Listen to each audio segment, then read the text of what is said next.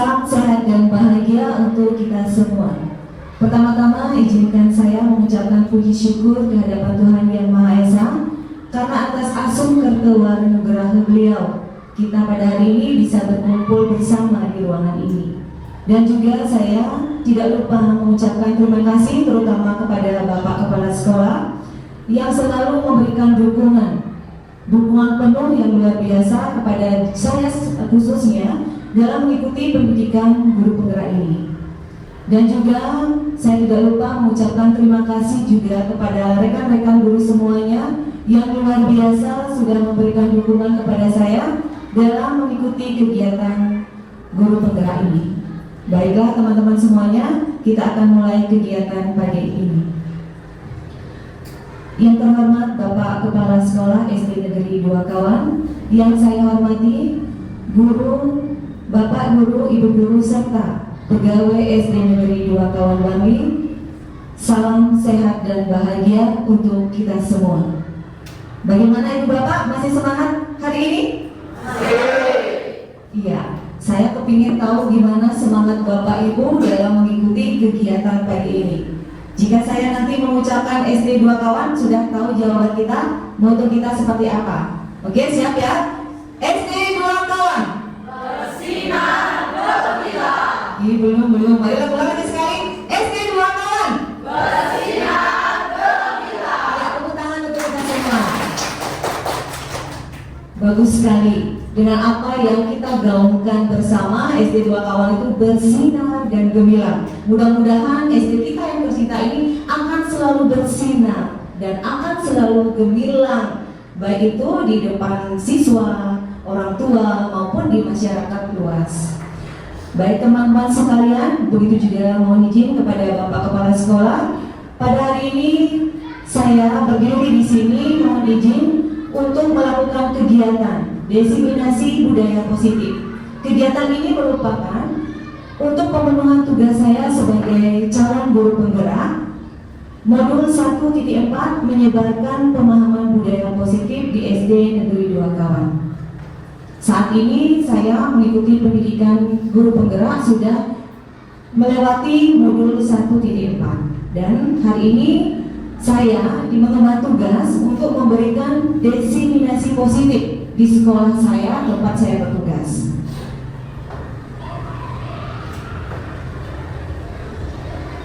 Menyebarkan pemahaman dan penerapan pengalaman budaya positif. Tentunya Bapak Ibu sudah tahu nama saya dan tak usah juga saya perkenalkan, tapi tetap juga saya akan perkenalkan diri karena tidak kenal maka tidak sayang. Saya Ninengah Karyaningsih, CGP Angkatan 11, berasal dari Kabupaten Bangli, Provinsi Bali. Nah, seperti apa yang Ibu Bapak tadi lihat, kita akan hari ini tentang penerapan budaya positif. Sebelum saya melanjutkan tentang kegiatan hari ini, kira-kira apa yang ada di pikiran Bapak atau Ibu tentang budaya positif itu? Apa sih yang ada di benak Ibu Bapak? Ayo, siapa yang mau mengeluarkan pendapatnya? Mungkin dari tadi, ya silakan Bu Made. Terima kasih atas kesempatannya. Menurut saya budaya positif itu ialah nilai kebajikan yang menjadi karakter ciri khas sekolah itu. Terima kasih. Ya, terima kasih Bu Made, jawabannya luar biasa, ciri khas dari sekolah tersebut, nilai yang dimiliki dari sekolah itu. Tepuk tangan untuk Bu Made. Mungkin ada pendapat yang lain dari Bapak Ibu? Ya, silakan Bapak Ajana, waktunya dipersilakan. Terima kasih atas waktunya. Menurut saya budaya positif itu adalah nilai-nilai siswa atau karakteristik siswa yang bersifat pada siswa itu sendiri. Mungkin itu aja menurut saya tentang budaya positif. Terima kasih Pak Arnyana, nilai-nilai karakteristik yang dimiliki oleh siswa. Tepuk tangan buat Pak Arnyana. Terima kasih. Mungkin ada lagi, satu orang. Ya, silakan Bu Winda, mohon izin mic-nya.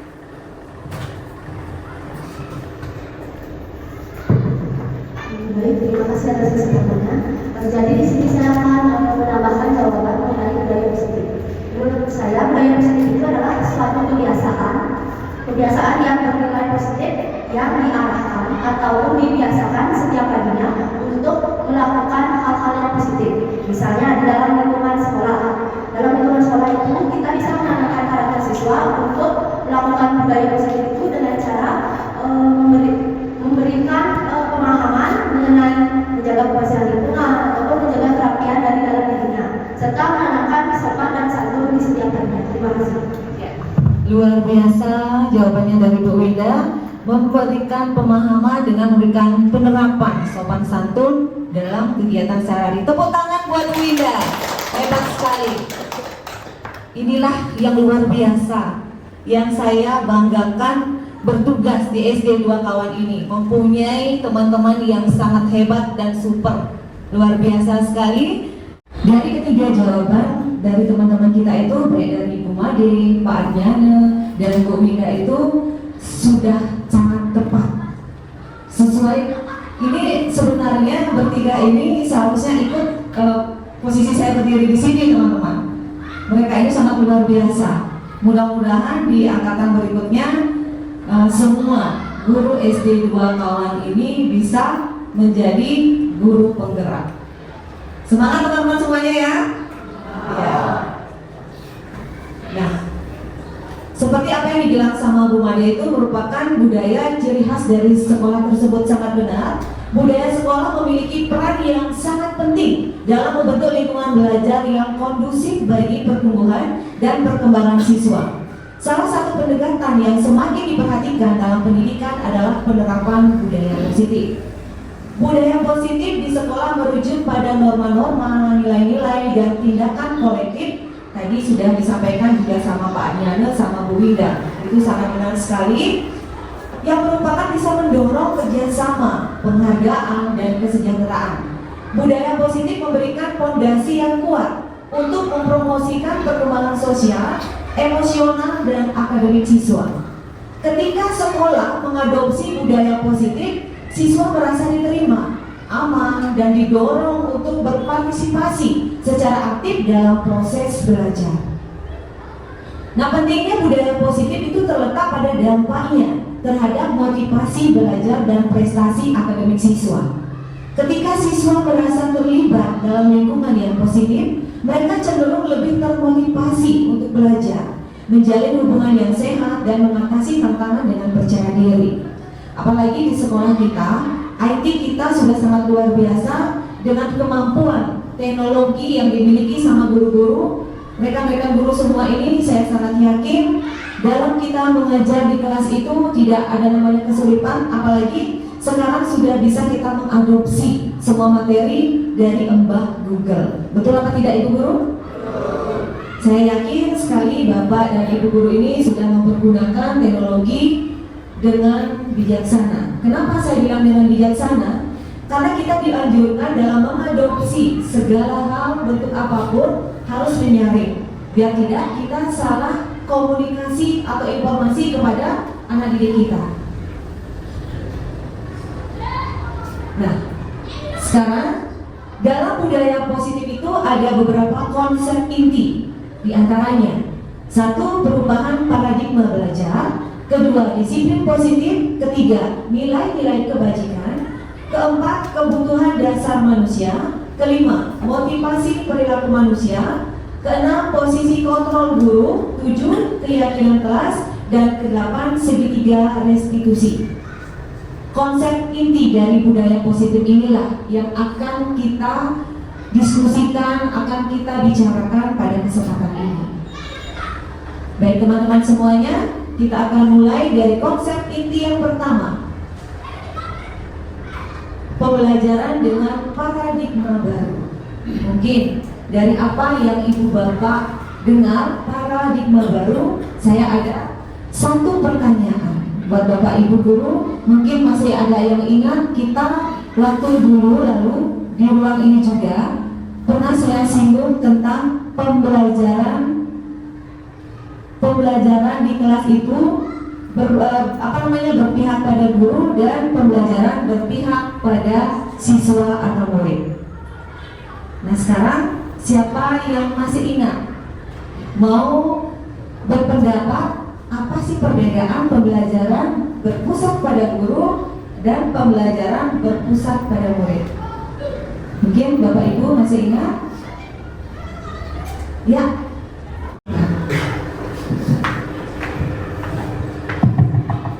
Baik, terima kasih atas waktu yang sudah diberikan kepada saya. Saya akan mencoba menjawab pertanyaan dari Ibu Kade, yaitu perbedaan pembelajaran berpusat pada siswa dan pembelajaran berpusat pada guru. Nah, berdasarkan apa yang sudah pernah Bu Kade singgung mengenai filosofi Ki Hajar Dewantara, yaitu perbedaan pembelajaran yang berpusat pada siswa dengan pembelajaran yang berpusat pada guru. Jika pembelajaran yang berpusat pada siswa, yaitu siswa yang menjadi subjek dalam pembelajaran, di mana siswa lebih aktif dalam pembelajaran, guru hanya menjadi fasilitator. Sedangkan pembelajaran yang berpusat pada guru, itu guru yang lebih aktif dalam pembelajaran, siswa hanya menerima saja apa yang diberikan guru. Itulah perbedaan pembelajaran berpusat pada guru dan pembelajaran berpusat pada siswa menurut saya. Dengan menyadari hal tersebut, saya mengubah gaya belajar saya dengan menerapkan pembelajaran yang berpusat pada siswa. Baik, hanya itu saja saya ucapkan terima kasih. Luar biasa jawaban dari Bu Mary. Tepuk tangan buat Bu Mary. Berarti Bu Mary selain sudah memahami tentang filosofi Ki Hajar Dewantara, Bu Mary juga sudah menerapkan di kelas. Saya mengajukan jempol buat Bu Mary, sangat luar biasa. Semoga Bu Mary kedepannya lebih menjadi pamong bagi murid-muridnya, biar pembelajaran di kelas Bu Mary khususnya lebih menyenangkan. Terima kasih Bu Mary. Mungkin ada dari teman yang lain? Ya, silakan Bu Yani. Mohon izin mic-nya tadi.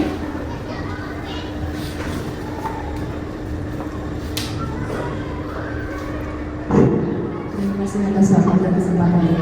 Di sini saya akan mencoba mengungkapkan jawaban dari Bu Mary mengenai perbedaan pembelajaran berpusat pada guru dan pembelajaran berpusat pada siswa. Di sini guru menuntut siswa untuk memahami pembelajaran, sedangkan pembelajaran berpusat pada siswa, guru menuntut siswa dalam proses pembelajaran yang mengacu pada perkembangan karakteristik siswa tersebut. Di sini guru adalah sebagai pamong atau fasilitator dalam pembelajaran tersebut. Terima kasih.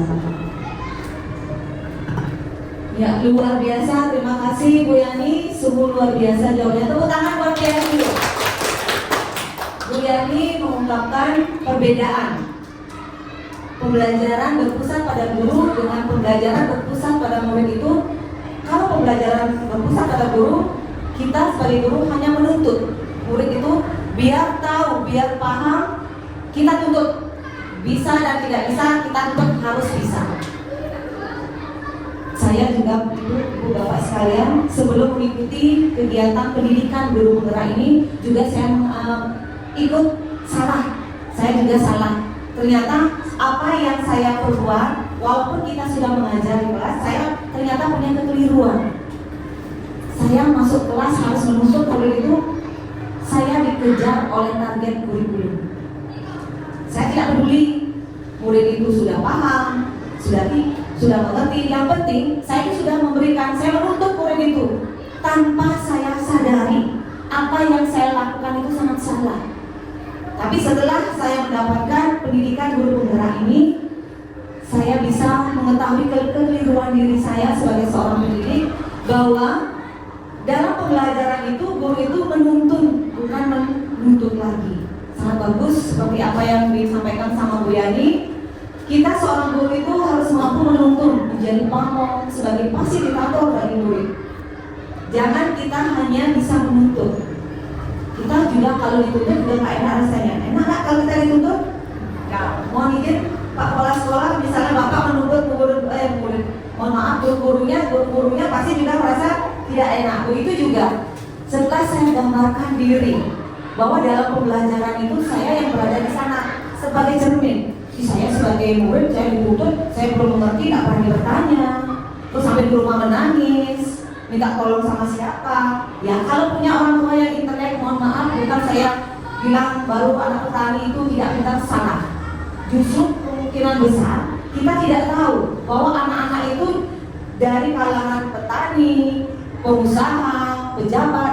Kita tidak tahu karakter mereka sendiri ya.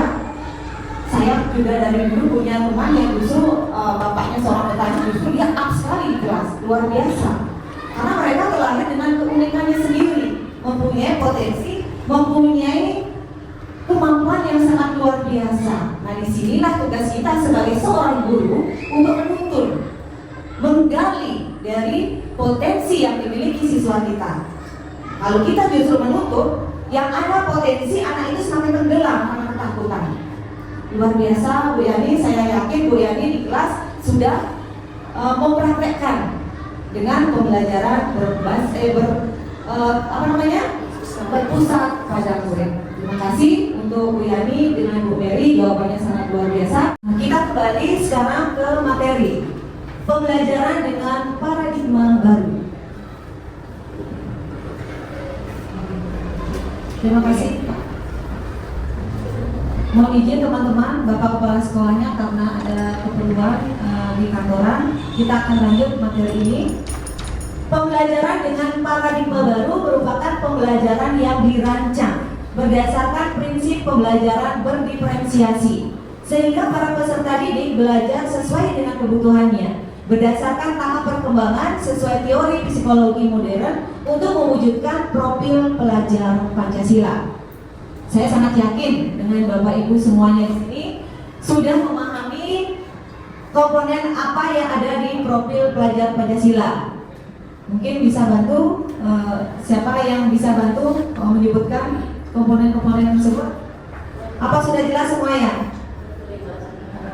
Mungkin dari siapa, Bayu, membacakan komponen dari profil pelajar Pancasila itu ada berapa? Profil pelajar Pancasila itu ada 6. Yang pertama, beriman dan bertakwa kepada Tuhan Yang Maha Esa, berkebinekaan global, bergotong royong, kreatif, bernalar kritis, dan adil. Ya, luar biasa Bu Ayu, tepuk tangan. Luar biasa sekali. Karena apa? Kita dalam visi SD 2 Kawan juga salah satunya mewujudkan siswa sesuai dengan profil pelajar Pancasila. Nah, sekarang dalam pembelajaran paradigma baru itu ada namanya dirancang berdasarkan prinsip pembelajaran berdiferensiasi. Mungkin Bapak Ibu guru semuanya yang berada di ruangan ini sudah pernah mendengar kata pembelajaran berdiferensiasi, atau bahkan sudah ada yang di kelasnya sudah menerapkan pembelajaran ini.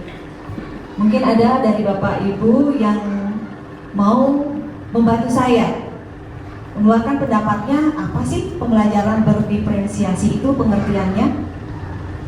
Mungkin ya, silakan Miss. Mungkin mic-nya.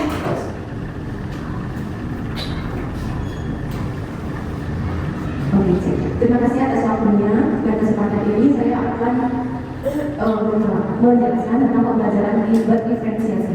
Seperti namanya, berdiferensiasi itu dalam bahasa Inggrisnya berarti different adalah berbeda. Pembelajaran berdiferensiasi adalah tidak membeda-bedakan, di mana peserta didik itu, setiap peserta didik pasti memiliki minat, bakat, potensi belajar yang berbeda, dan guru itu sebagai fasilitator tidak membeda-bedakan semua keunikan yang dimiliki oleh setiap peserta didik. Terima kasih. Thank you Miss. Tepuk tangan ya buat Miss Yahya. Sangat luar biasa, sangat tepat sekali. Pembelajaran berdiferensiasi itu seperti yang apa diungkapkan sama Miss Cahya sangat benar, different, berbeda. Seperti di awal saya sudah menyinggung bahwa dalam diri siswa itu memiliki keunikan yang berbeda. Mereka itu tercipta dengan keunikan yang berbeda, memiliki kemampuan potensi yang berbeda. Nah, di sini kita sebagai seorang guru itu mampu menggali dari perbedaan yang dimiliki siswa. Nah, ada pun langkah-langkah yang sudah saya, kalau kelas 6B saya sudah menerapkan pembelajaran berdiferensiasi. Di awal pembelajaran, saya selalu mengelompokkan siswa dengan cara saya memberikan tes kognitif. Pertama itu dengan saya memberikan berupa lembar observasi. Gaya minat apa sih yang mereka senangi?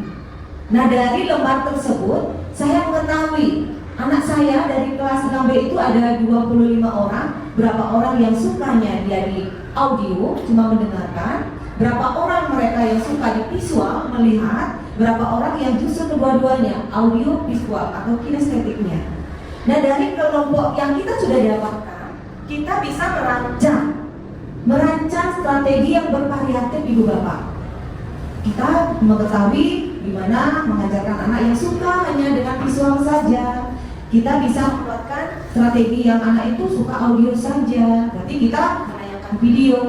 Dengan yang visual itu kita suruh membaca, terus memperlihatkan gambar-gambar. Nah, nanti kinestetik itu kita ajak mereka itu untuk bergerak. Misalnya kita ajak mereka itu melakukan kuis ke depan, menulis, sehingga apa tujuan pembelajaran yang kita laksanakan hari itu akan tercapai. Walaupun dengan kemampuan, minat, gaya belajar siswa itu berbeda, kita mendapatkan tujuan yang sama. Seperti itu Bapak Ibu, nanti kita bersama-sama di sekolah kita ini, kita terapkan pembelajaran berdiferensiasi untuk menggali minat dan bakat yang dimiliki oleh anak-anak kita. Nah, sekarang kita lanjut kepada miskonsepsi tentang teori kontrol, di mana ada 4 miskonsepsi tentang teori kontrol. Ilusi guru mengontrol murid. Ilusi bahwa semua penguatan positif, efektif, dan bermanfaat. Ilusi bahwa kritik dan membuat rasa bersalah mampu menguatkan karakter. Ilusi bahwa orang dewasa berhak untuk memaksa. Mungkin Bapak Ibu setelah membaca dari miskonsepsi tentang teori kontrol ini sadar bahwa kita itu tidak sepenuhnya bisa mengontrol murid dengan kemampuan kita atau kehendak kita sebagai guru. Setelah itu kita yakin semua penguatan positif itu efektif dan bermanfaat, tapi kita lupa dengan keyakinan kita yang miskonsepsi ini, kita tidak tahu bahwa siswa itu tidak memahami apa yang kita maksud. Terus ilusi bahwa kritik dan membuat rasa bersalah mampu menguatkan karakter. Apalagi Bapak Ibu nanti dalam menemukan karakter siswa itu justru dengan kita mengambil kesalahannya. Dengan kita memberikan contoh kepada siswa yang lain itu dengan siswa yang bermasalah. Kita lupa. Kita tidak bisa menghakimi orang, apalagi itu murid kita, anak didik kita sendiri. Apalagi itu di depan orang banyak. Yang terakhir, ilusi bahwa orang dewasa berhak untuk memaksa. Nah, ini miskonsepsi seperti ini, kita yakin kita dewasa, kita lebih dewasa dari anak-anak kita. Kita itu berhak untuk memaksa mereka. Ayo nak, kamu harus mengikuti gayanya ibu. Kamu harus ini, kamu harus itu. Tanpa kita sadari dari pemaksaan itu, kita sudah sudah melanggar hak asasi yang anak-anak miliki. Kita tidak bisa menghormati hak asasi mereka. Dengan semua miskonsepsi yang kita tetap terapkan, kita akan mengekang. Justru kita tidak akan bisa menggali potensi yang dimiliki oleh siswa kita. Nah, sekarang mengubah paradigma stimulus respon ke pendekatan teori kontrol. Seperti yang pertama, realitas atau kebutuhan kita sama. Mungkin ada Bapak Ibu yang mempunyai pendapat, apakah realitas kebutuhan kita itu sama? Seperti kita berkumpul di sini, apakah kita mempunyai kebutuhan yang sama, Bapak Ibu? Kebutuhan yang sama? Siapa yang mau berpendapat? Kebutuhan kita sama. Kemungkinan saya sama Bu Ibu yang lainnya tidak sama. Kemungkinan saya kebutuhannya kepingin air, saya haus karena dari tadi ngomong. Kemungkinan ibu yang di depan saya ini gampang kepingin makan. Itu kita tidak sama. Nah, sekarang teori kontrolnya, realitas kebutuhan itu kita berbeda. Yang kedua, semua orang melihat hal yang sama. Nah, teori kontrolnya, setiap orang memiliki gambaran yang berbeda. Kita sangat mengetahui dan yakin dan paham bahwa setiap orang itu memiliki potensi, memiliki minat yang berbeda. Sehingga setiap orang itu memiliki gambaran yang berbeda. Nah, terus yang ketiga, kita mencoba mengubah orang agar berpandangan sama dengan kita. Mampu nggak kita itu, Ibu Bapak? Mampu nggak kita mengubah memaksa? Biar Makanya ada teori kontrolnya, kita berusaha memahami pandangan orang lain tentang dunia. Si A menggambarkan dunia itu bulat, si B asa itu dunia itu seperti globo, itu aja. Padahal dia sama-sama berbentuk lingkaran sudah menggambarkan hal yang berbeda. Perilaku buruk dilihat sebagai suatu kesalahan. Teori kontrolnya, semua perilaku memiliki tujuan. Kalau seperti ini saya paham Ibu Bapak, karena setiap anak saat mereka berbuat kesalahan, jangan langsung dicap atau Ibu Bapak itu menyimpulkan kamu nakal, kamu sudah berbuat salah. Kita berusaha segimana emosinya, marahnya, kecapean kita sebagai seorang pendidik berusaha bertanya tujuan mereka berbuat hal itu apa sih sebenarnya. Pasti kita bawa ke kita aja. Kita kadang melakukan sesuatu kita tidak tahu bahwa apa yang kita lakukan itu salah. Tidak salahnya kita berusaha bertanya, apa tujuan kamu kok berbuat seperti ini? Karena mereka itu pasti memiliki tujuan dalam melakukan suatu kegiatan atau perilaku. Selanjutnya, orang lain bisa mengontrol saya. Terus teori kontrolnya hanya Anda yang bisa mengontrol diri. Benar atau tidak Ibu Bapak? Bisa, kalau saya bisa mengontrol Ibu Bapak sekarang hari ini, tolong ini sekarang siap semuanya ada ke depan. Iya, paling bisa kita mengontrol anak didik kita itu cuma sedetik, 2 detik saja. Setelah itu apa yang terjadi? Mereka ribut di kelas.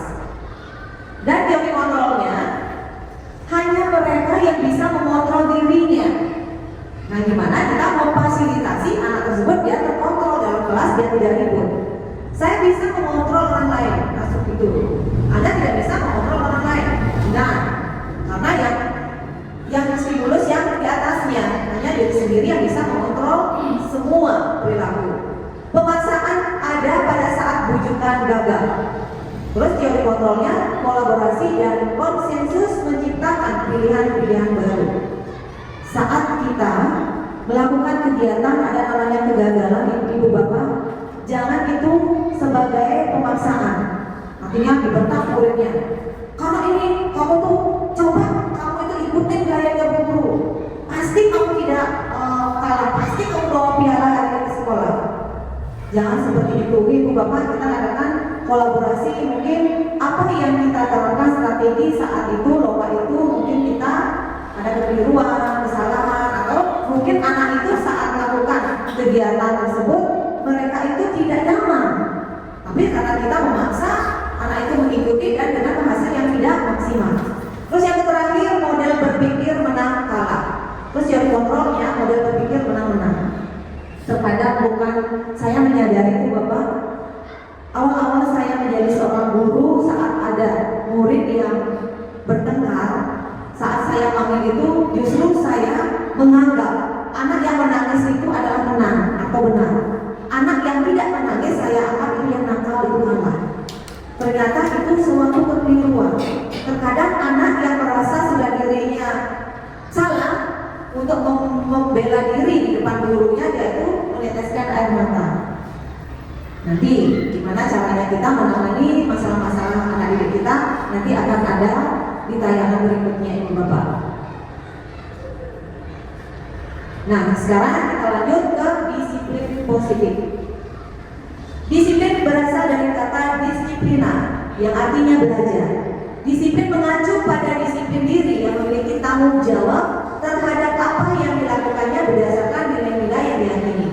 Disiplin positif merupakan salah satu cara penerapan disiplin yang bertujuan untuk menumbuhkan kesadaran serta memperdayakan peserta didik tanpa imbalan, penghargaan atau reward, ancaman ataupun hukuman. Sebagai pendidik tujuannya, kita adalah menciptakan peserta didik yang memiliki disiplin diri, sehingga mereka berperilaku mengacu kepada nilai-nilai kebajikan universal dan memiliki motivasi intrinsik dalam perubahan perilaku ke arah yang lebih baik. Seperti apa yang Ibu Bapak baca di depan, sangat jika kita terapkan di sekolah ini, saya yakin kita bisa menumbuhkan disiplin positif. Jangan sekali-sekali memberikan penghargaan yang justru penghargaan reward itu yang bisa menjatuhkan anak tersebut. Terkadang anak itu melakukan disiplin jika kita iming-imingi dengan reward atau hadiah kepada mereka, justru mereka itu akan berlomba.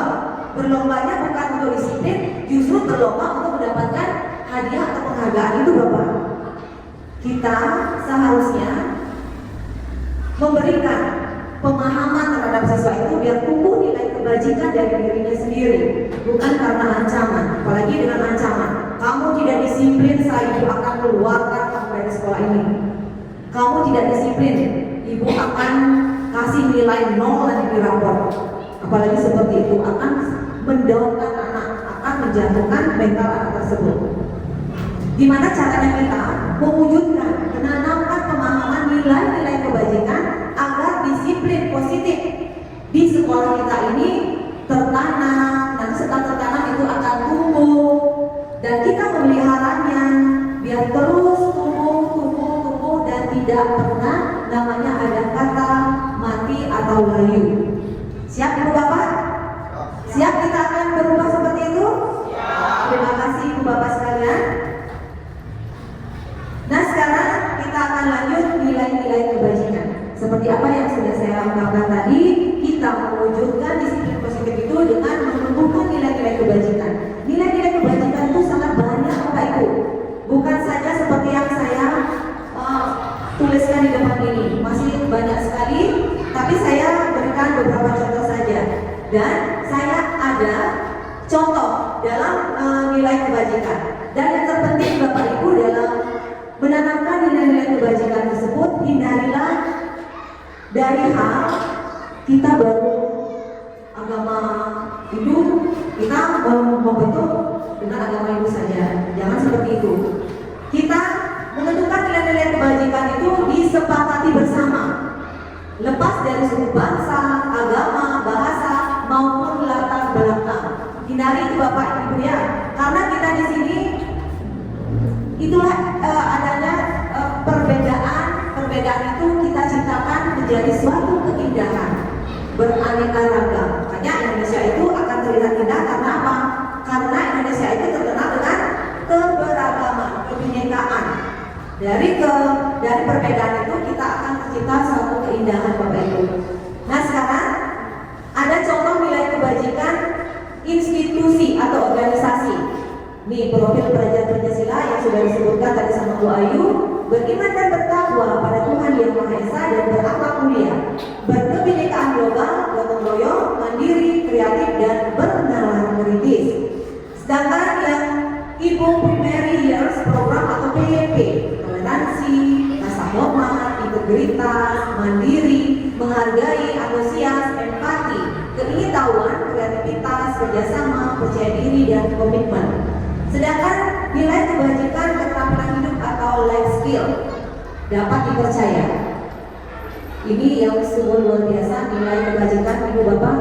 Apalagi kita sudah dikasih kepercayaan sama orang lain, kita gimana menjaga rasa kepercayaan yang diberikan sama orang lain itu, seperti menjaga uang miliaran rasanya. Jika sekali sudah tercoreng kepercayaan yang kita diberikan oleh atasan, oleh teman, akan selamanya menjadi bumerang dalam diri.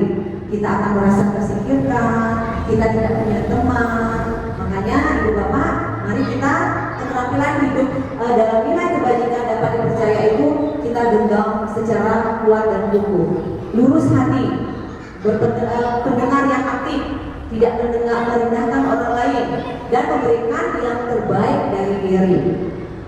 Seperti halnya kita mengajar di kelas Ibu Bapak, gimana rasanya kita capek, rasa sakit, kita tetap mampu berdiri di depan anak didik kita, karena kita ingin memberikan nilai kebajikan yang terbaik dalam diri kita itu buat anak-anak kita. Mereka itu mampu memahami dan kita itu mampu menjadi teladan, menjadi contoh yang baik bagi mereka. Nah sekarang kita lanjut pada kebutuhan dasar manusia. Kebutuhan dasar manusia adalah segala sesuatu yang kita lakukan untuk mendapatkan apa yang kita inginkan. Seluruh tindakan yang kita lakukan memiliki tujuan tertentu, dan semua usaha terbaik yang kita lakukan adalah dalam rangka agar kebutuhan dasar Seperti itu Bapak Ibu, kita mempunyai kebutuhan dasar manusia. Segala sesuatu yang kita lakukan itu untuk mendapatkan sesuatu yang kita inginkan. Seperti contohnya, saya makan, berarti kebutuhan saya itu saya makan. Nah, untuk makan saya harus bagaimana Bapak Ibu? Saya harus bekerja. Saya harus mendapatkan beras biar bisa saya makan. Begitu juga halnya siswa kita. Mereka itu memiliki kebutuhan ke sekolah, tujuannya belajar. Saya mau belajar, saya ingin mendapatkan pendidikan yang layak. Nah, kita sebagai guru mampu menjadi fasilitator, memberikan keinginan, kebutuhan anak didik kita agar apa yang mereka butuhkan di sekolah bisa mereka dapatkan dengan layak dan baik. Nah, Bapak Ibu, ini merupakan 5 kebutuhan dasar manusia. Yang pertama, bertahan hidup. Yang kedua, kasih sayang dan rasa diterima. Yang ketiga, penguasaan. Keempat, kebebasan. Dan kelima, kesenangan. Kelima kebutuhan dasar manusia ini harus seimbang Bapak Ibu. Jangan sampai kita tumpang tindih. Cuma 2 aja yang kita akan, yang 3 kita gaungkan juga nanti tidak selaras, sehingga kita tidak waras. Tidak selaras sehingga tidak waras. Contohnya, maksudnya saya, jika ibu bapak hanya memperjuangkan diri hanya untuk bertahan hidup dengan terus bekerja, saya terus bekerja, tidak boleh istirahat, tanpa bapak ibu menyadari bahwa ibu bapak itu mempunyai kesenangan, mempunyai kesenangan diri. Dengan ibu bapak misalnya menghibur diri dengan shopping lah, dengan jalan-jalan healing lah, seperti saat ini ibu lupa, ibu bapak lupa. Jangankan ibu nanti mau selaras hidupnya, yang ada nanti kita tidak waras. Sedikit-sedikit ada teman yang lirik sudah jadi temperamen tinggi. Apa kamu lihat? Lihat apa itu? Seperti itu. Karena kita sudah tidak selaras, kebutuhan dasar manusia kita itu tidak kita seimbang. Nah, itu contoh-contohnya bertahan hidup, makanan, pakaian, tempat tinggal, keamanan, kesehatan, rasa sayang dan rasa diterima. Rasa diterima dipedulikan, berbagi, kerjasama, menjadi bagian dalam kelompok. Ini juga penting Bapak Ibu. Jangan menuntut, saya belum kasih sayang kamu kok cuek sama saya. Tapi justru kebaliknya, ibu bapak yang tidak memberikan kasih sayang pada mereka. Harus seimbang di sini. Take and give, benar guys ya? Take and give ya. Harus seimbang itu jadinya. Penguasaan, harga diri, keinginan untuk dianggap, memimpin, berprestasi, diakui dan didengar. Nah, nanti dalam pembelajaran di kelas, kebutuhan dasar manusia dalam penguasaan siswa ini tolong diperhatikan sekali Bu Bapak, karena kita bisa mengetahui, kita bisa memperoleh siswa yang berprestasi nantinya. Kebebasan, mandiri, memiliki pilihan, mencoba hal baru, mampu mengendalikan arah dirinya. Nah, ingat Ibu Bapak, walaupun kita memberikan kebebasan sebebas-bebasnya, apalagi kita sudah tahun ini sudah semuanya kita kurikulum merdeka. Tapi jangan sampai salah. Nanti ada misalnya orang tua bebas, anak saya bebas dong bisa tidur di kelas, boleh. Yang penting kita sebagai guru itu mampu mengontrol kebebasan itu biar tidak kebablasan. Artinya merdeka dalam hal ini tidak bebas boleh tidurlah, tidak masuklah, bukan Bapak Ibu. Artinya seperti tadi, mereka itu bebas menggunakan gaya belajar mereka. Sekarang kita yang di sini gimana caranya mewujudkan kebebasan anak itu? Tadi sudah saya sampaikan dengan cara pembelajaran, salah satunya pembelajaran berdiferensiasi. Nah, sekarang yang terakhir kesenangan, bermain, humor, antusiasme, tertawa. Terkadang anak yang di kelas ribut saat pembelajaran, ibu bapak marah apa tidak? Coba jujur, yang di sebelah sini saat ibu bapak belajar, anaknya ribut marah apa tidak? Marah. Kalau sebelah sini? Kalau dulu saya marah ke bapak, kalau sekarang tidak lagi. Karena apa? Keributan itu kita yang ciptakan. Salah satunya contoh, misalnya kita mengadakan di kelas itu pembelajaran dengan kuis, misalnya kartu lini masa. Kita bagikan per kelompok. Mereka lomba dalam menempelkan kartu tersebut dalam pertanyaan yang dibuat di depan. Tidak bisa ribut, tak mungkin jangan tidak ribut ibu bapak. Justru yang kalau tidak ribut Berarti apa yang saya sampaikan itu tidak dipahami oleh siswa. Justru kegaduhan yang tercipta oleh anak-anak kita itu merupakan keberhasilan kita menyampaikan tujuan pembelajaran. Mereka berlomba memanai kemana kita salah. Kamu salah, di situ letaknya di nomor 2, kenapa di nomor 1? Itulah pengungkapan diri dalam penguasaan materi.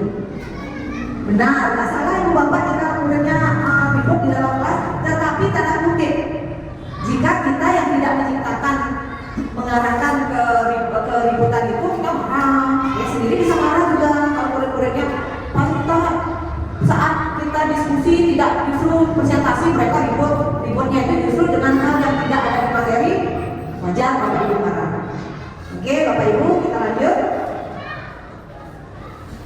Nah sekarang ada motivasi perilaku manusia. Motivasi perilaku manusia itu ada datangnya dari diri sendiri, ada datangnya dari luar Bapak Ibu. Seperti sekarang yang ada untuk menghindari ketidaknyamanan atau hukuman. Itu berasal dari mana itu Bapak? Di luar apa dari diri kita? Hah? Dari? Iya. Untuk mendapatkan imbalan atau penghargaan dari orang lain?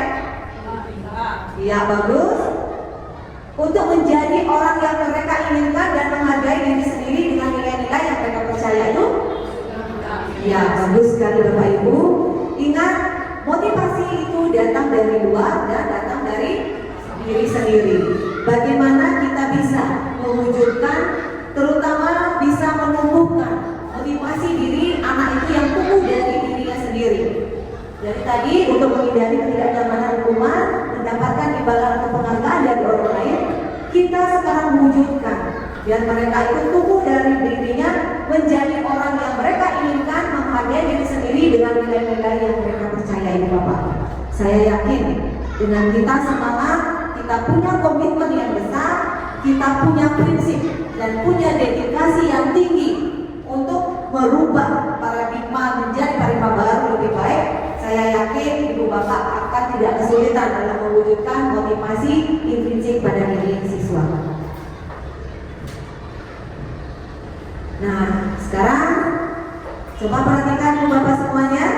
Di situ ada 3: hukuman, konsekuensi, restitusi. Hukuman tidak terencana atau tiba-tiba. Saya awalnya pertama maksudnya tidak terencana atau tiba-tiba. Langsung saya berpikir, oh ada contohnya. Misalnya begini, Bapak Ibu pernahkah tidak melihat anak itu datangnya terlambat, pasti secara tiba-tiba Ibu Bapak berpikir menghukum. Anak tidak seperti itu. Dia melangkahkan kaki sudah terlambat, dia tuh sudah berpikir, aduh, sekarang kira-kira hukuman apa yang saya dapatkan? Itu dia dengan nepeknya dia itu berpikir hukuman apa yang saya akan dapatkan. Guru itu juga sama. Secara mendadak, kamu terlambat, berdiri di sana, kan tidak terencana itu. Artinya kita secara tiba-tiba. Murid tidak tahu apa yang akan terjadi kalau tidak dilibatkan. Mereka berpikir, karena aduh apa sekarang saya dihukum ini, bersifat satu arah, berupa hukuman fisik atau psikis. Betul apa tidak Ibu, Bapak? Iya, kadang kan kita menghukum anak itu tanpa kita tahu kejadiannya gimana ya. Nah, terus konsekuensi terencana atau disepakati sesuai peraturan. Murid tetap dibuat tidak nyaman. Sikap guru selalu memonitor muridnya. Artinya contohnya seperti ini Bapak Ibu. Bapak Ibu misalnya di pelajaran PJOK misalnya saya ambil contoh. Ada anak yang tidak mampu melakukan kegiatan misalnya lompat jauh.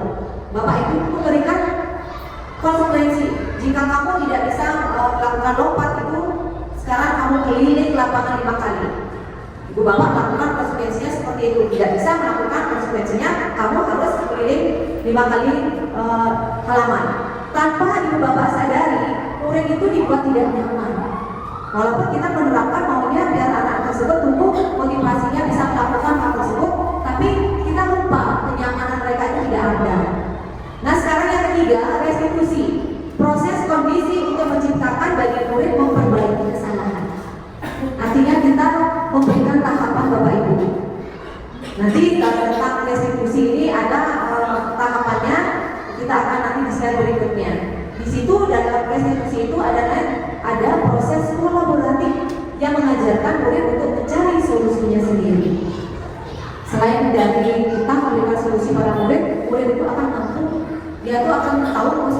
apa? Kita lanjut Bapak Ibu.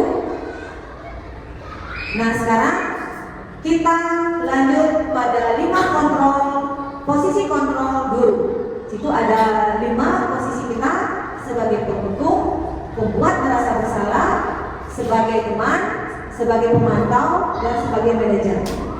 Sebelum saya lanjutkan tentang posisi di mana posisi kontrol guru ini, aku ingin tahu saya sama ibu bapak, rekan-rekan hebat saya di sini semuanya, kira-kira saat ini ya, bapak ibu itu berada di posisi kontrol yang bagaimana sih sebenarnya pada saat ini ya?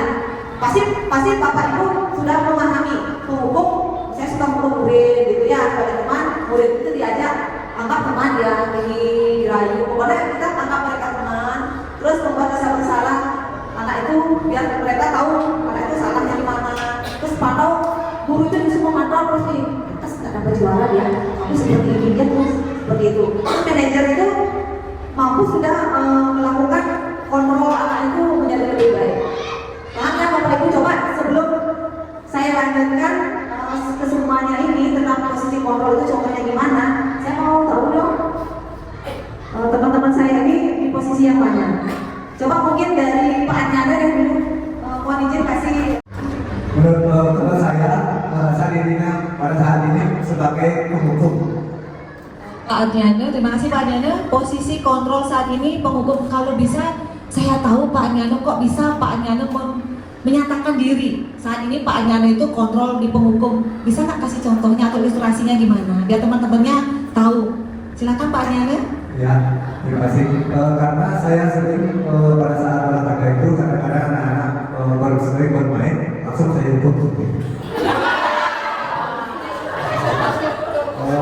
Tapi saya bilangnya nggak langsung hukuman, tapi saya bilangnya hadiah pada hari hukuman. Ya, tepuk tangan buat Adriano ya. Nah, ternyata ada triknya dari guru olahraga kita, sebenarnya mau menghukum tapi bilangnya hadiah. Oke, terima kasih Pak Adriano. Mungkin lagi siapa sekarang? Nah, dari sini sekarang. Saya mau tahu dong, Bu Andari, Bu Ayang Andari, posisi diri saat ini di posisi mana?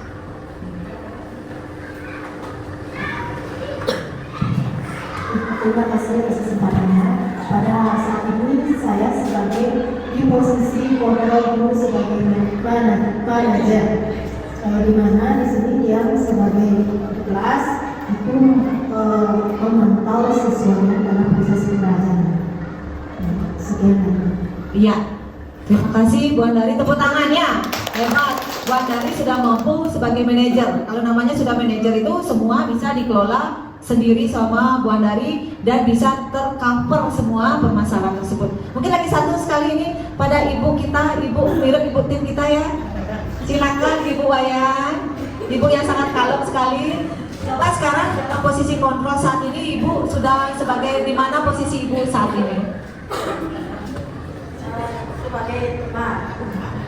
Sebagai teman, bisa nggak sekarang ibu mengilustrasikan gimana sih ibu posisikan diri sebagai teman?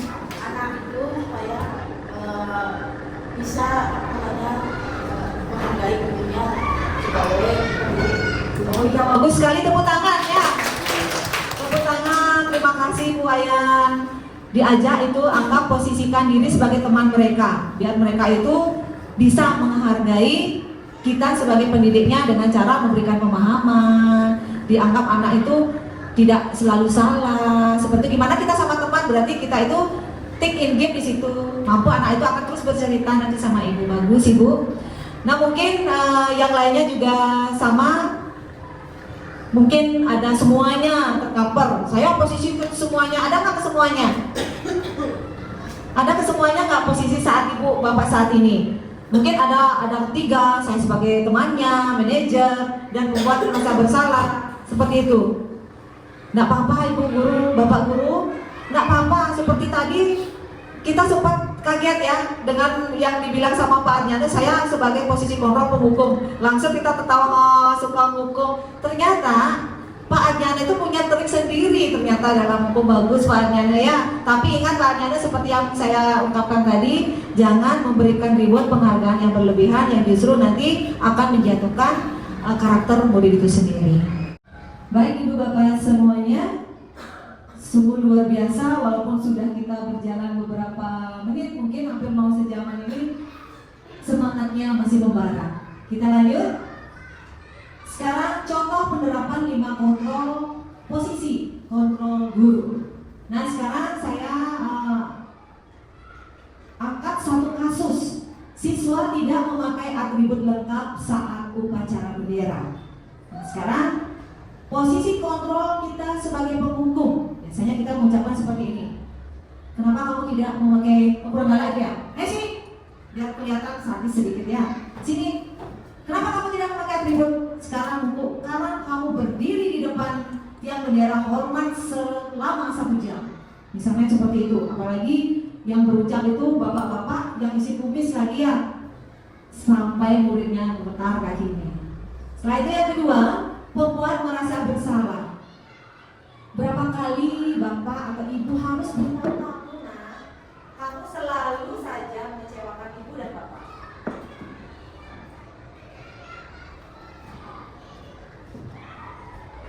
Maaf ya. Terus yang saya ulang, membuat merasa bersalah. Misalnya ibu bapak seperti ini ngomongnya. Berapa kali ibu harus memberitahu kamu selalu saja mengecewakan ibu. Agak lembut dikit ibu bapak ya. Terkadang kita mau menyadarkan anak, lupa saat kita emosi marah itu maunya lembut kata-katanya. Berapa kali ibu begini? Justru anak itu tidak akan sadar. Yang ada mereka itu malah menutupi nanti kesalahannya biar tidak kena hukuman. Posisi kontrol sebagai teman. Namanya sebagai teman kan kita biasa dengan rayuan, dengan ajakan. Ayo dong ikuti aturan sekolah. Tolong bantu ibu ya, sekali ini ya sudah tidak apa-apa, dan kali jangan sampai berbuat seperti ini lagi ya. Nah itu sebagai posisi kontrol ibu bapak sebagai teman. Sebagai pemantau, kamu sudah melanggar peraturan sekolah. Kamu tahu konsekuensinya. Setelah upacara kamu beli atributnya ke koperasi dan jangan diulangi lagi ya. Seperti itu pemantau lihat. Setelah itu dikasih tahu, diberikan solusinya. Manajer tadi yang di posisinya menghadiri ini, apakah kamu tahu kesalahanmu? Kira-kira bagaimana memperbaiki kesalahanmu? Artinya dalam kasus tersebut kita sebagai posisi manajer itu sudah mampu mengcover di kelas itu bagaimana kondisi anak, sehingga kita itu mampu mengungkapkan biar anak itu bisa mengungkapkan kesalahannya sendiri dan mampu mencari solusi untuk dirinya sendiri. Mungkin bapak ibu sudah paham? Sudah paham? Posisi sekarang mungkin dari tadi yang bu wayanya posisi temannya mungkin saya ternyata setelah yang ada di depan itu ternyata saya cocok juga di posisi manajer. Mungkin saya cocok di posisi pemantau, kan gitu. Nah sekarang untuk lebih kita memahami di posisi kontrol guru ini, coba sekarang. Nah, kira-kira ibu bapak, posisi kontrol apakah aku? Saya kecewa sekali dengan kamu. Mungkin dari sebelah sini posisi kita, mungkin kita pakai apa? Sebelah kiri saya? Iya, hebat-hebat semuanya teman-teman saya ini, luar biasa. Tepuk tangan semuanya. Membuat merasa bersalah. Nah sekarang, coba sekarang perhatikan yang kedua. Posisi kontrol apakah aku? Kamu tidak pernah benar melakukannya. Mungkin dari sebelah kiri?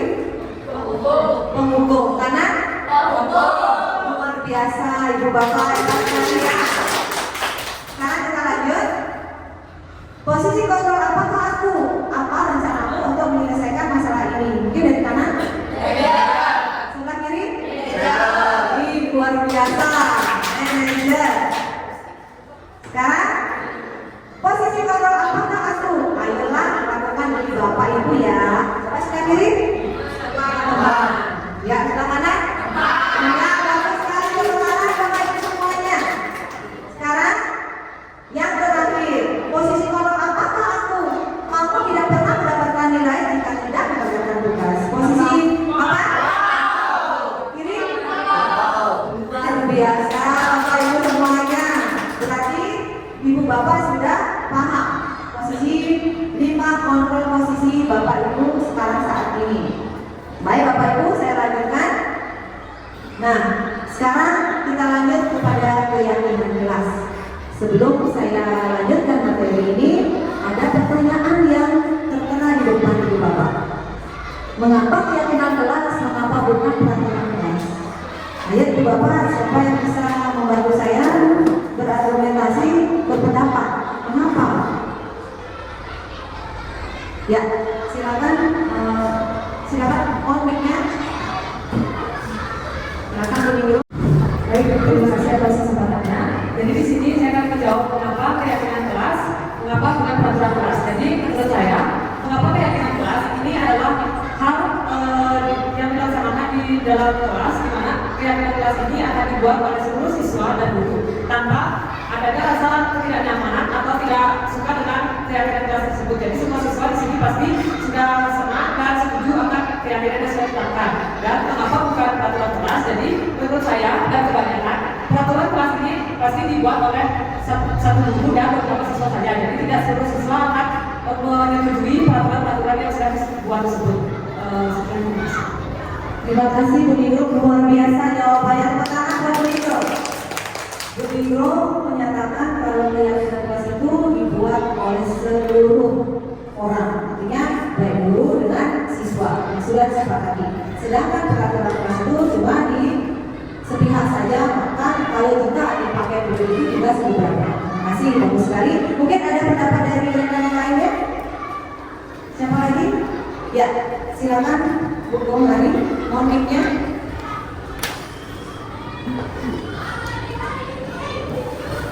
Baik, terima kasih atas kesempatannya. Di sini saya akan mencoba menjawab mengapa keyakinan kelas, mengapa bukan peraturan kelas.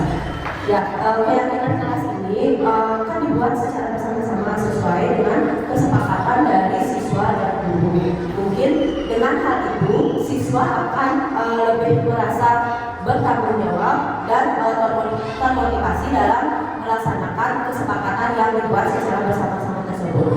Sedangkan peraturan kelas ini seperti dibilang sama Bu Ningro bahwa peraturan kelas dibuat hanya sepihak, hanya oleh guru saja. Mungkin dengan hal itu siswa akan kurang termotivasi atau bertanggung jawab dalam melaksanakan peraturan yang ada di kelas. Terima kasih. Ya, terima kasih Bu Gomari. Sekarang mungkin lagi satu orang. Siapa yang mau berpendapat? Silakan. Bu Guru, mohon mic-nya.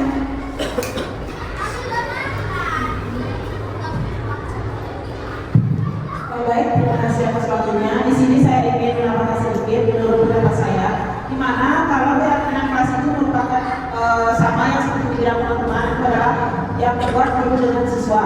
Saya ingin menambahkan bahwa keyakinan kelas itu di mana akan menciptakan lingkungan belajar di kelas yang positif dan memiliki rasa nyaman bagi siswa dan siswa bisa memiliki rasa gotong royong, saling membantu dengan teman. Dan kalau peraturan kelas itu biasanya dibuat oleh guru, di mana untuk meningkatkan siswa dan meningkatkan minat siswa di dalam kelas sehingga guru bisa mengetahui apa yang menjadi tugas dan kewajiban siswa serta siswa bisa melaksanakan dan mengetahui dengan baik apa yang harus mereka kerjakan dan laksanakan. Terima kasih. Ya, terima kasih Bu Guru. Tepuk tangan buat Bu. Ya, Bu ya. Bagus sekali. Baik teman-teman semuanya, tadi pendapat dari Bu Ningro, pendapat dari Bu Ari, pendapat dari gurunya Rusmiasi itu sangat sudah luar biasa dan sangat tepat. Di mana keyakinan kelas itu dibuat oleh warga kelas itu sendiri, baik guru maupun siswa. Sedangkan peraturan itu dibuat oleh sepihak saja, oleh guru saja. Dan tadi ada tambahan dari Bu Ari sama Bu Ruthnya menciptakan nilai positif di sana. Artinya siswa itu memberikan keyakinan pada dirinya jika dia melakukan tindakan itu, dia mempunyai prinsip dalam melangkahkan kaki dalam berbuat sesuatu. Sedangkan peraturan itu jika dibuat sepihak justru akan terkadang dalam proses perjalanannya tersebut kita tidak tahu apakah murid itu meyakini dirinya untuk mengikuti peraturan itu, apakah dia dari hatinya atau justru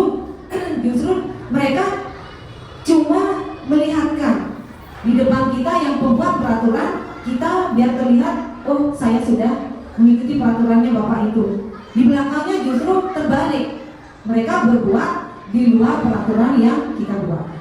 Baik Bapak Ibu, berarti Bapak Ibu sekalian sudah paham apa itu keyakinan kelas.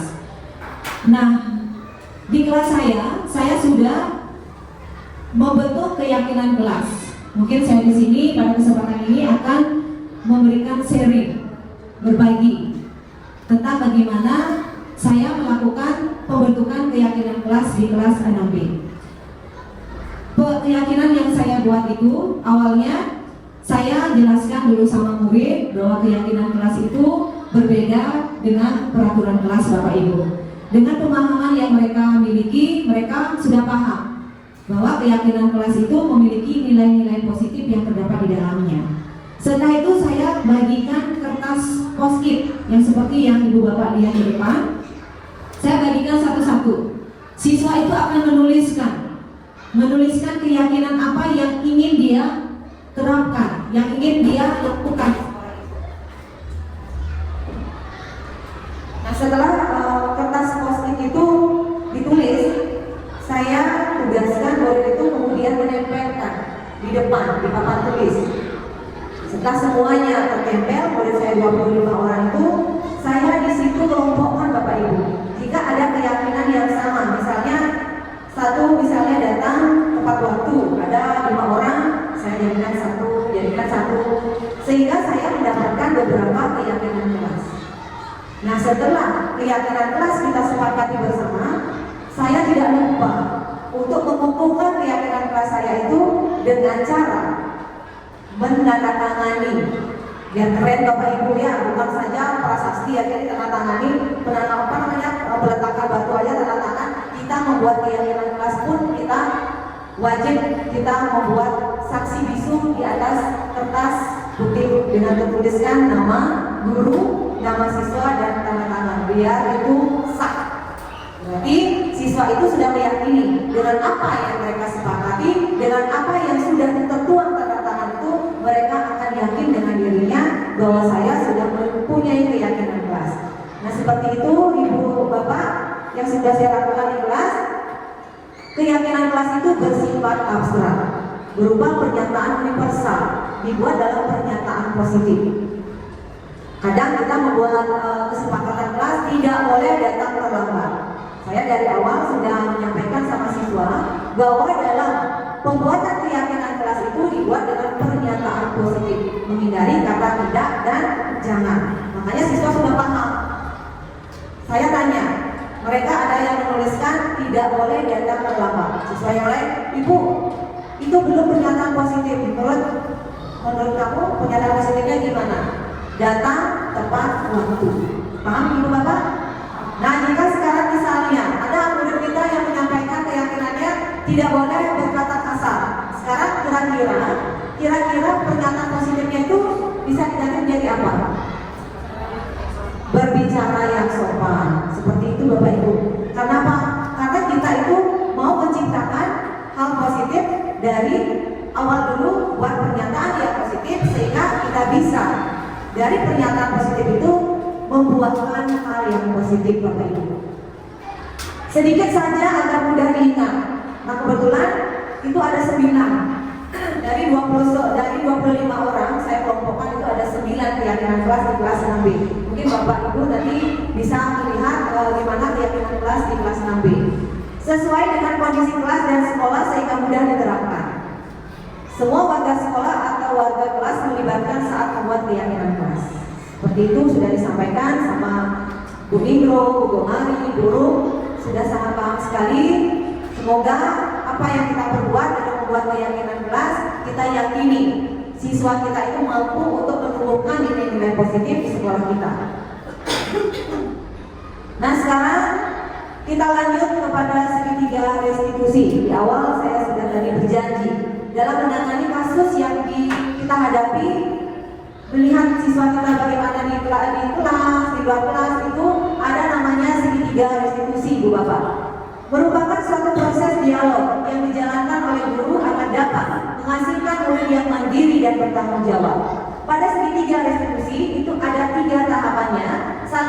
menstabilkan identitas, kedua validasi tindakan yang salah, yang ketiga menanyakan keyakinan.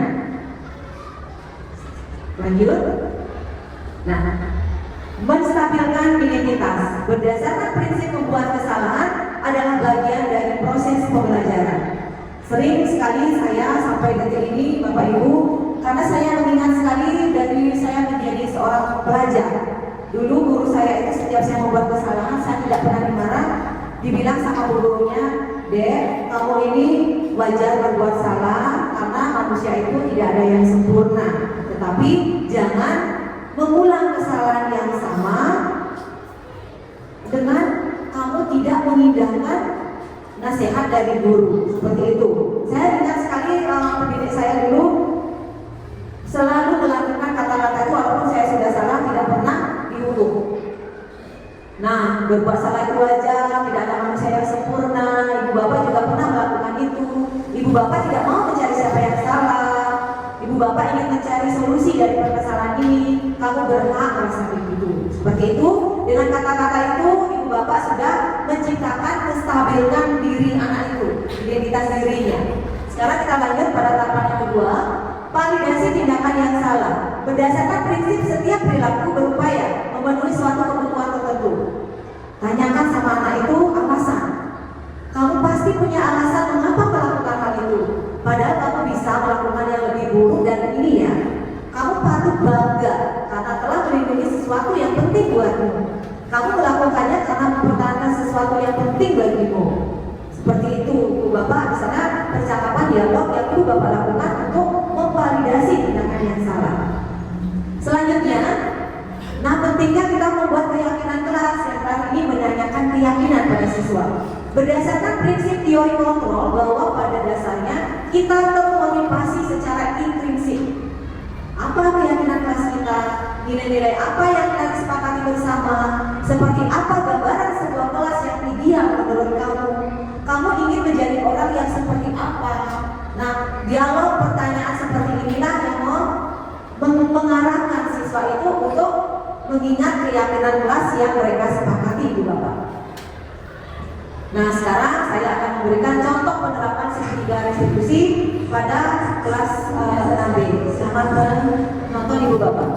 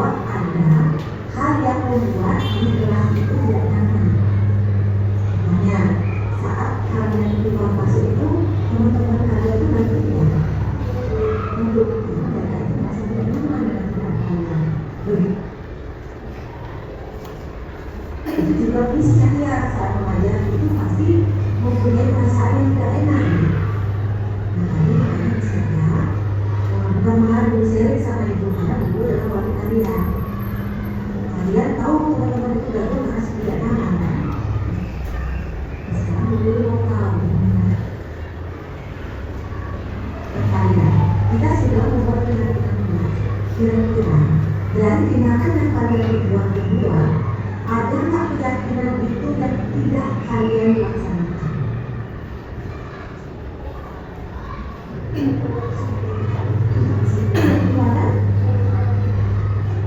kalian sadar dengan apa yang sudah kita buat dalam kelas bersama, disiplin, tanggung jawab yang kalian lakukan.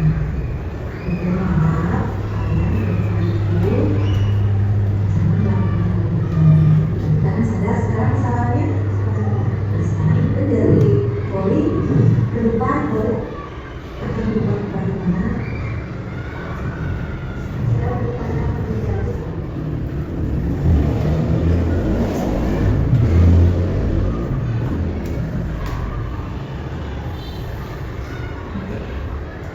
Ini karena gangguan sinyalnya seperti itu.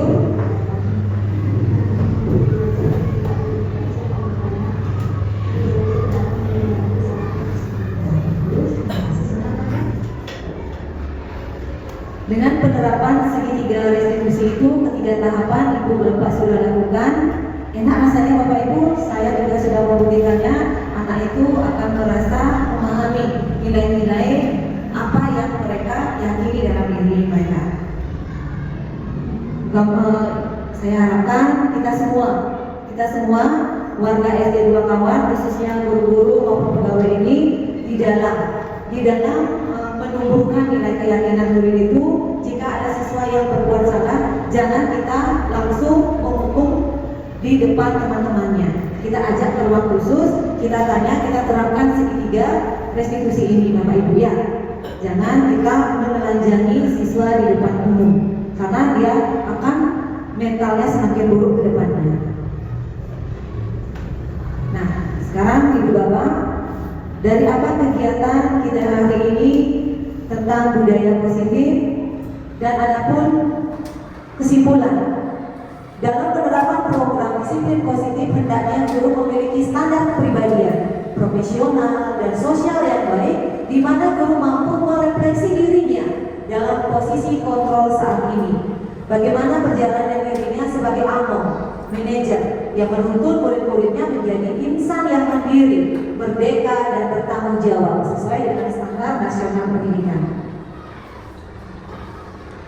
Nah, akhirnya berakhir sudah designasi pada kegiatan pagi ini. Sebelum acara saya tutup, saya sekali lagi mengucapkan terima kasih yang banyak pada teman-teman hebat semuanya yang sudah berkenan meluangkan waktunya pada dalam kondisi yang capek, sudah siang, sudah capek selesai mengajar, masih bersemangat untuk hadir dalam kegiatan designasi pada hari ini. Sebelum saya tutup secara resmi, biar lebih refresh badannya, kita berdiri bersama-sama Ibu Bapak. Nanti kalau senangnya sama Pak Aryan. SD 2 Kawan bersinar gemilang. SD 2 Kawan bersinar gemilang. Terima kasih Bapak Ibu. Acara hari ini kita tutup bersama dengan mengucapkan para Santi, Om Santi, Santi, Santi, Om. Terima kasih.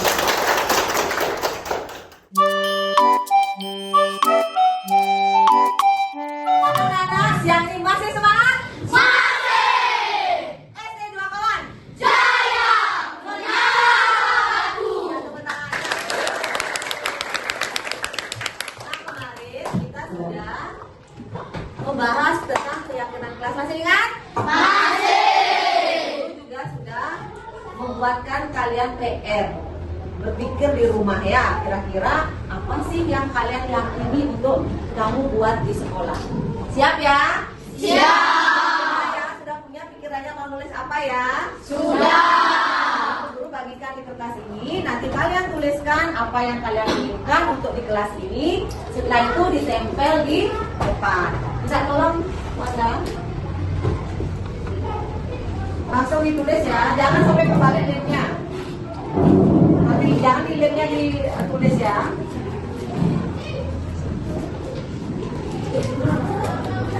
Kalau udah dapat kertas langsung ditulis ya. Kalau sudah selesai langsung ditempel di papan tulis.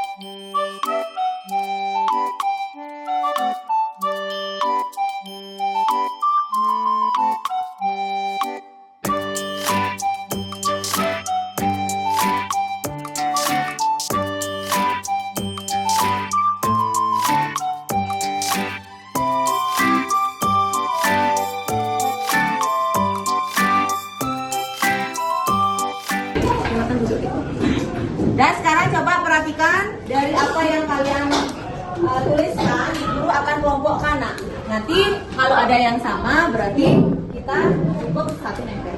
Ya, sekarang guru akan kelompokkan. Minta tolong Wanda tempelkan dengan yang bagus. Oke. Double terima.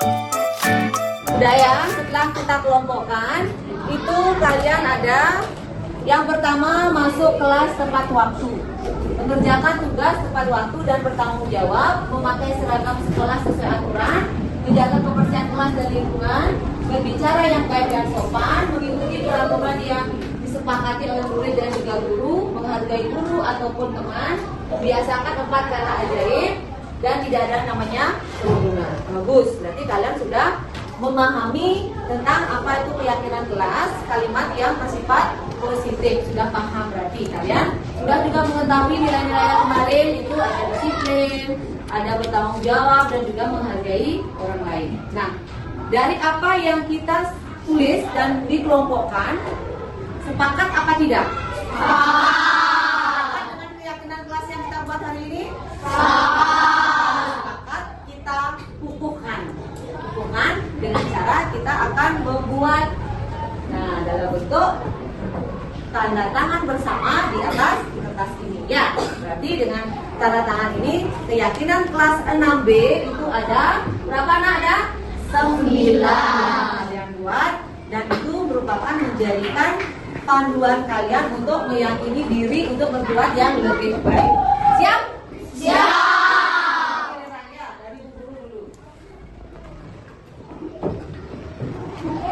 Lanjut, nomor 1 dari absen 1.